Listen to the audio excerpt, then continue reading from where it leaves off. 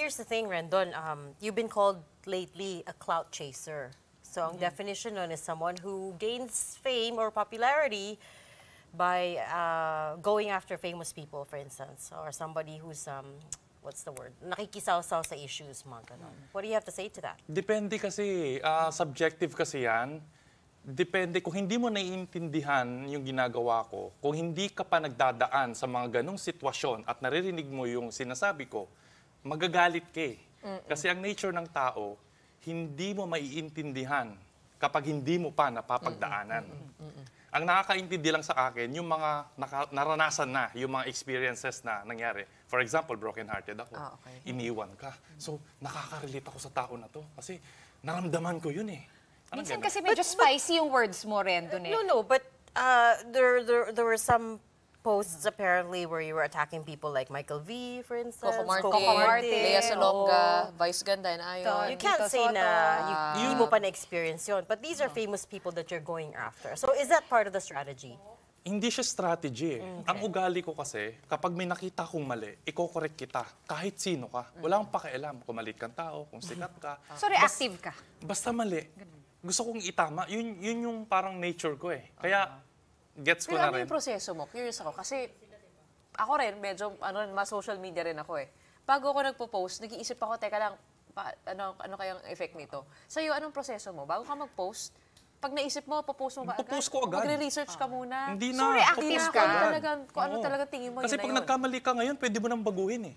Kaya madalas, nag-fail yung mga tao, kaya tayo bumabagal. Kasi ang tagal mong i-analyze kung tama ba yung gagawin mo. Analysis paralysis. So these people that you've posted about, hindi mo naman pinipili? Hindi ko siya pinipili. Basta pag may nakita akong mali, kukorek ko kahit sino ka, wala akong pakialam sa'yo. Based sa nababasa mo online? Yeah, naghahanap talaga ako ng mali.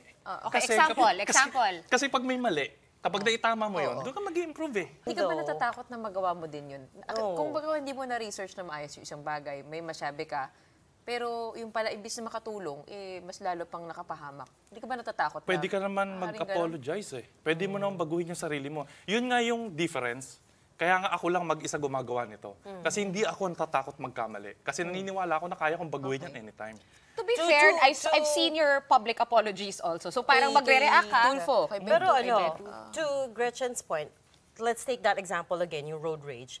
Sabi ng police, the ex-cop, si Willie Gonzalez, sabi niya, Willie ba, sorry? Willie Gonzalez. Sabi niya, we didn't see the entire video daw. Yung pinost is just a small part of it.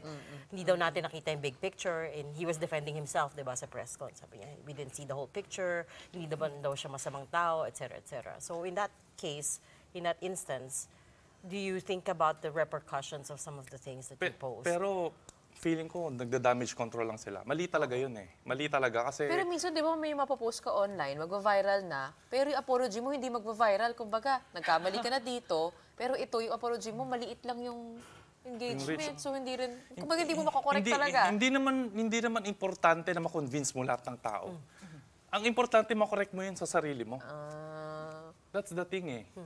Diba, hindi mo naman kailangan paliwanagan lahat. Kaya lang, baka yung reputation ng iba, maano na. Kumbaga, nagkamali ka ng statement, tapos ma-damage mo yung reputation, tapos hindi mo na mababawi yun. Diba? Hindi ba ganun yan?